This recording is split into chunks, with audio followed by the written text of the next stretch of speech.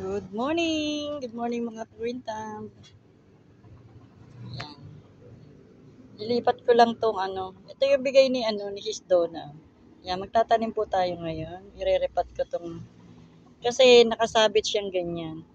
Para siyang nag-iiba ng, yung forma niya nag-iiba oh. Lumulukong siyang ganun. Ito lang dati yan oh, itong maliit na to. Ngayon, ang dami na niyang sinibol. Ayan, may 1 taon na to ngayong January. Ganyan na siya kalaki at nakapagtusok pa ako ng isa. Yan. Ito po si coral cactus. Yan, lilipat natin siya dito. Siguro pwede na siya dito. Hindi ko maintindihan kung dito ko siya lalagay o masyado siyang malaki dito. Dito na lang. Gusto ko siya sa clay pot. Ayan. Pati itong si lemon cactus, punong-puno na siya dito. Gusto ko din siya ilipat. Kaya lang, di ko alam kung saan ko siya lilipat. Ito muna yung unahin natin. Si coral cactus. Tuyong-tuyo siya, oh.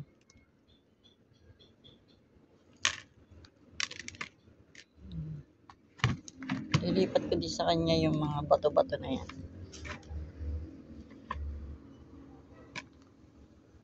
Yan muna natin siya ng konting cinnamon powder.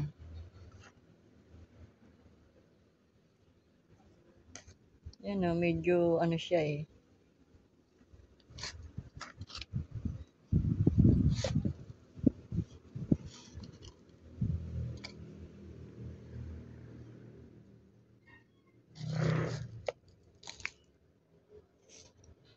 Para umayos yung kanyang itsura.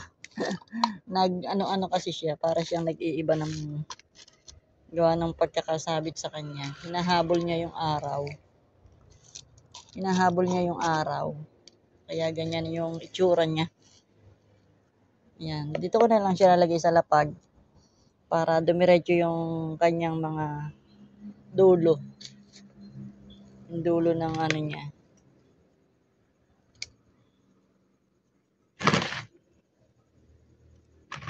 Wala na tayong wala na akong osmocot kaya hindi ko siya nalagyan ng osmocot. Ito, lilipat ko na lang siya sa Magpo-propa tayo ng naputol tong isa. Oh. Propa ko na lang. Naputol sa babawas pa rin tayo dito ng para maparami natin siya.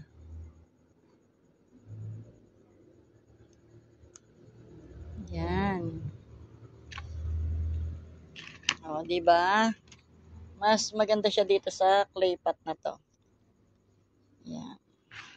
Ito naman si Cristata. Ano nga bang pangalan nito? Nakalimutan ko yung pangalan niya. Basta may Cristata yan. Isipin natin muna yung pangalan niya. Hindi ko maalala yung pangalan niya. Stapelia cristata. Ayan, yun yata. Kasi humahaba na siya. Maganda din ito eh. Ayan, lilipat ko din siya dito sa isang clay pot. Ayan. Tingnan natin yung kanyang ugat. Kung maggumanda na. Yun. Ito na rin yung lalagyan natin lupa kasi maganda yung lupa niya eh. Buhaghag siya oh. Meron siyang rice hull at tsaka pumice stone. Yan. Pareha silang nasa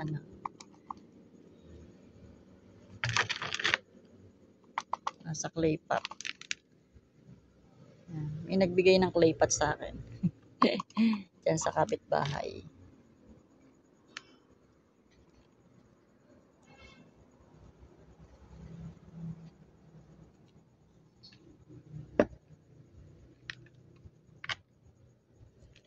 Aray ko. Tumutusok yung yung tinik ng cactus. Tumusok sa akin.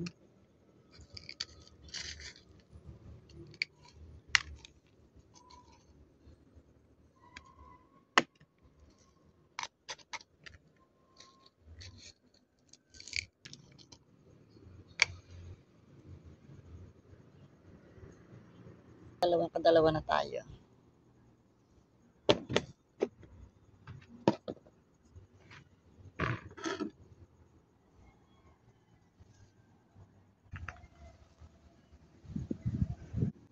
Ayan, natanim lang din natin tong itong ating isang maliit na kinuha ko doon sa coral cactus na yun. Tinanggal ko yung guantes ko. Lalo akong lalo ako nasasaktan pagka may guantes ako. Nahihirapan ako magtanim.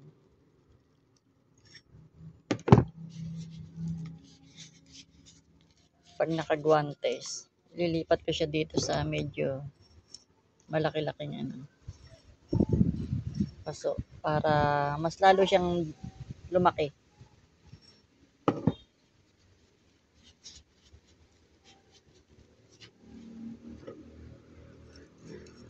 Dami na kasi niyang anak, oh. Yun, dami niyang anak. Kahiwa-hiwalay na. Ang dami na niyang anak. Yan, nahulog na.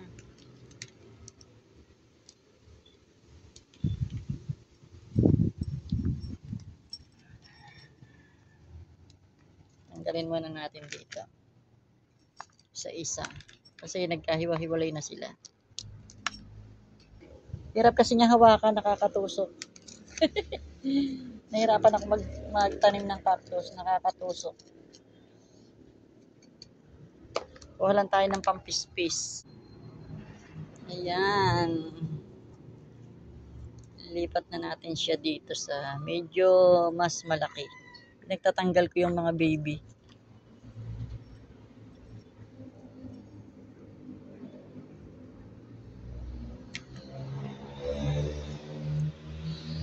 Yung dalawang malaki lang muna lalagay natin.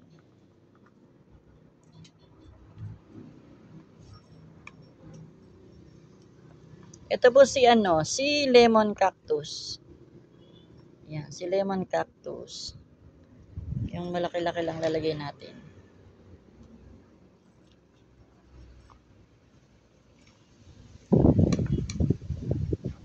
Ang nakakatakot lang dito ay yung mga tinik niya. Masyadong masakit makatinik. Yan. Masakit siya makatinik. Yun. Inalis ko yung guantes ko. Lalo ako nahihirapan pag nakaguantes. Tapos, lalagyan natin sa gilid yung mga ibang anak niya na medyo mas malaki. Para punong-puno. Para puno siya tingnan.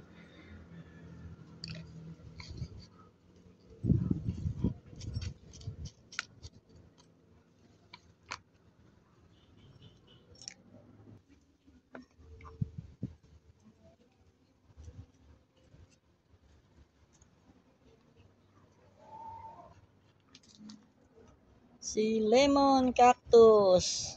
Si lemon na matalas ang kanyang matalas, nakakatinik. Yung kanyang tinik, nakakatinik sa kamay.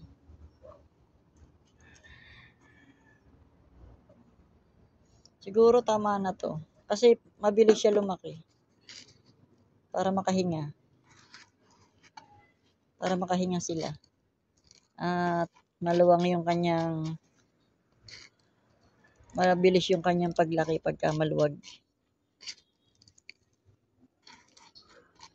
Ilalagay ko ulit dun sa maliit na pot yung mga anak niya. Ayan, para mabilis sila dumami.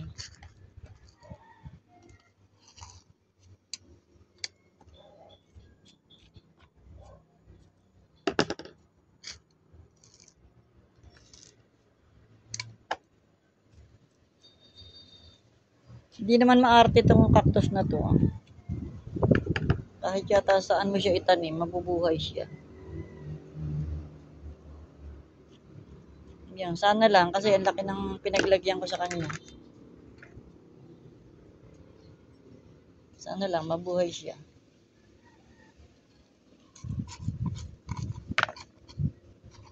Yan.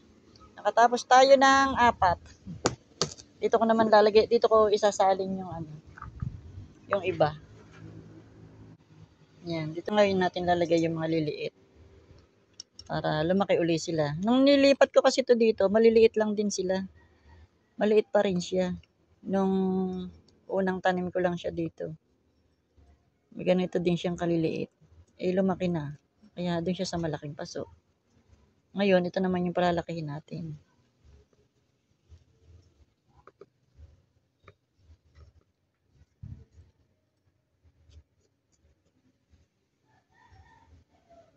Humahaba siya o pagka nagsisiksikan. Pahaba tuloy ang tubo.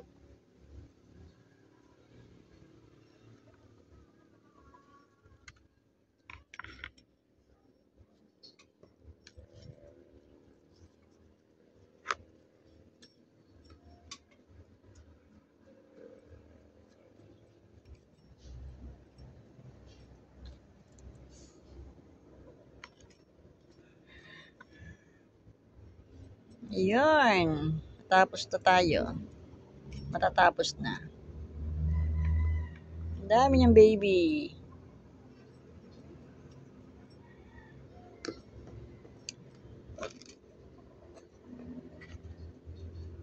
Ang dami niyang baby.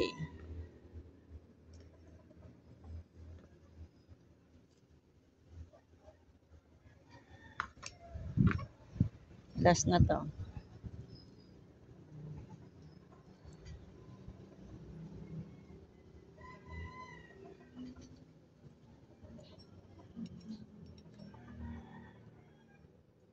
Yan, tapos dagdagan natin siya ng lupa.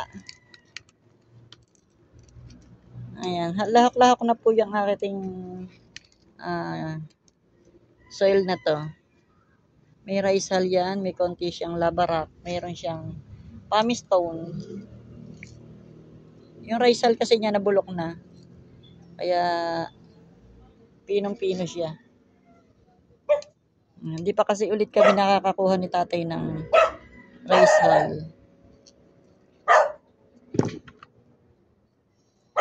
Wala siyang time para kumuha ng rice hull. Kasi wala na ako. Naubusan na talaga ako ng rice hull. Sabi ko nga sa isang araw, kuha ulit kami. Wala na kasi. Ubus na. Ang rice hull. Ubus na rin yung pumice stone natin. Last na to. Wala na tayong pumice stone. Wala na rin tayong osmocote. Naubos na lahat. Hindi pa tayo nakakabili. Yan naman ang pagtutuunan natin ng pansin sa mga susunod na araw. Yan lang. For today's vlog, ayan ang ating mga tinanim. Tinanim na mga cactus. Ayan. Ayun yung isa.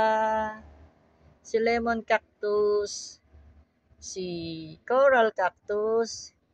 Gigantea staphylia. Yun, na ano ko na. Ito yung mga baby na lemon. Si Gigantea, ayun pala yun. Si Gigantea staphylia. Yun po ang kanyang ID. Gigantea staphylia. Naalala ko din. Yung memorya kasi natin ay naglalayas na. Naglalayas na yung ating memorya. At yun lang po ang ating vlog for today. Bye! See you in my next vlog.